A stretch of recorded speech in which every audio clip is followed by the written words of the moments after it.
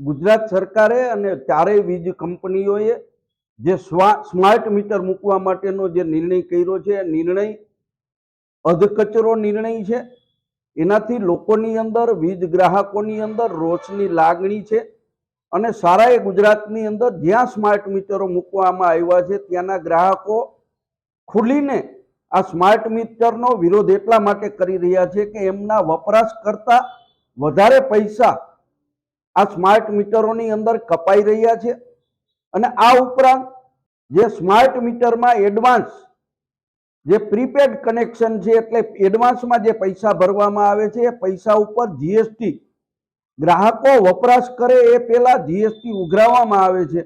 આ એક દુઃખદ નિર્ણય છે, કારણ કે વપરાશ કરતા ચીજ વસ્તુઓનો વપરાશ કરે એ ઉપર એને જીએસટી લાગે છે, પરંતુ સરકાર દ્વારા એડવાન્સમાં જીએસટી ઉઘરાવી અને ગ્રાહકોને લૂંટી રહી છે।